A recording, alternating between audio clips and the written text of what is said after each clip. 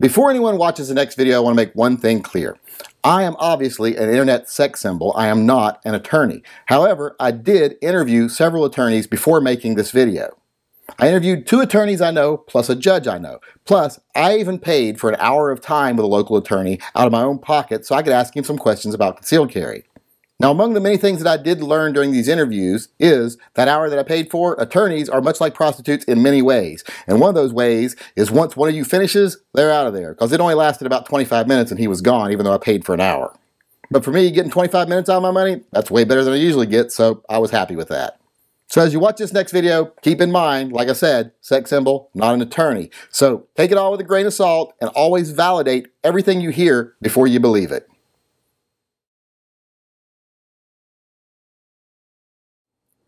In the last couple of videos, I showed everyone my new concealed carry gun. It's my new Wilson Combat Modified Beretta 92. Now, a lot of people have asked me, would I carry a modified gun? Do I think that's a bad idea? Well, obviously I'm carrying it, so I don't think it's a bad idea. But several people have asked me to do a video on why I do or don't think it's a bad idea, so thought I'd make this video real quick tonight. Now, when people talk about carrying a modified gun, they're talking about carrying it for self-defense. So I'm going to cover the topic of self-defense tonight, not accidents. Now, in the end, I might cover accidents just a tiny little bit, but this is mostly going to be about carrying a modified gun for self-defense. Now, if you decide to carry a modified gun for self-defense, you do take some risk. But it's not in the way a lot of people think. A lot of people think that a prosecutor is going to look at a modified gun and go, this person was obviously a bloodthirsty monster that was motivated to kill someone. They were so motivated to kill someone that they altered their gun to make it easier for them to do it. Well, they're not likely to do that.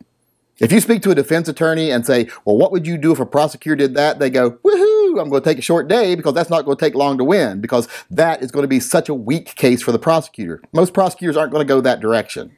This might sound like a really odd statement, but the only time a modified gun is really going to be a danger to you in a self-defense shoot is if you shot someone accidentally. If the prosecutor can go after you and say, he didn't mean to shoot that person, he did so because of the way his gun was modified. And believe me, they like to do that because it also sets up for a great civil case later. Now, before I go any further into this, the first thing I want to say is if you ever have to shoot someone, make sure it's something you have to do. You don't ever want to be questioning yourself if you have to shoot someone. You want to be certain that it was the only action you had at that time. If you're in a situation where you have to think like, am I in danger here? Should I shoot someone over property? Should I just run away, etc.? Well, you're probably not in the best situation. You're not going to have a clear-cut good shoot there. So don't shoot if you don't have to.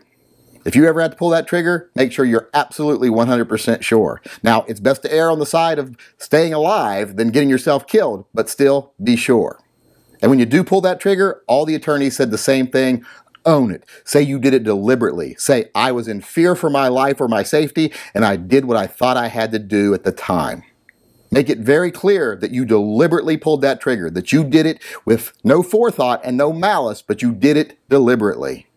The last thing you ever want to say if you've ever had to pull that trigger is, I didn't mean to, or I didn't want to. The latter opens you up to all kinds of different prosecution angles, and the former is an admission to a crime. You've pretty much just said, I committed manslaughter.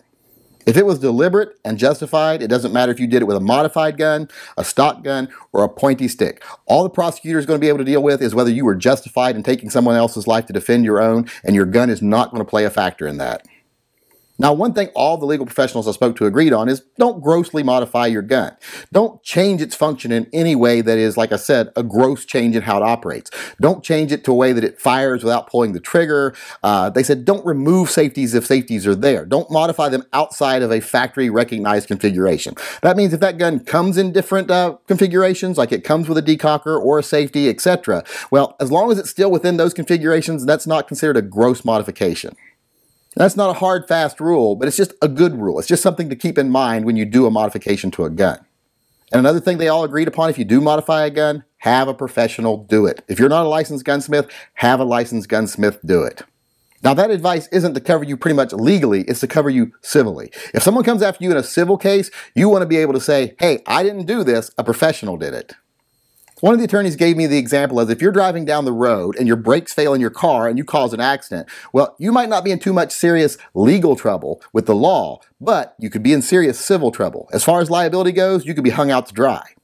And in that situation, you don't want to say, yes, my brakes failed, causing the accident, and it shouldn't have happened because just yesterday I worked on them.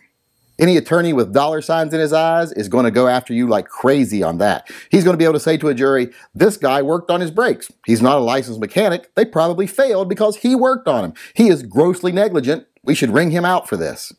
But if you can say, my brakes shouldn't have failed because I just took them to the dealership yesterday and they replaced them, well, that puts you in a different light as far as liability is concerned. There's tons of precedents that say that you as a consumer should be able to trust a licensed and bonded professional when they do work for you. So by saying that a professional did my brake work, that removes a lot of your liability. It's going to help you out a lot. And it's the same thing with a gun. If you can say a professional modified it, if you're ever in a situation where it even matters, that's going to help you. Now, where that's going to come into effect mostly is if a gun malfunctions. If it malfunctions and you worked on it and you harm someone, you're screwed. If it malfunctions and a professional worked on it and you harm someone, well, then there's another target for the liability there. Now, another thing they did all agree on is have insurance. Not insurance that covers you if you're guilty, because if you're guilty, you're screwed. But insurance that covers you when you're found innocent or not guilty. Something that covers your legal costs. Something that protects you civilly. Something that might cover a civil judgment. I always suggest that people have insurance, and they all agree that you should. So in the end, carrying a modified gun really isn't that dangerous. If you are responsible, and you are reasonable, and you are justified, and you're in a good shoot, you don't have much to worry about. Now, I would say it is a good idea to make sure that if you do modify your gun, you do so in a responsible and reasonable way, and it's a good idea to have a professional do it.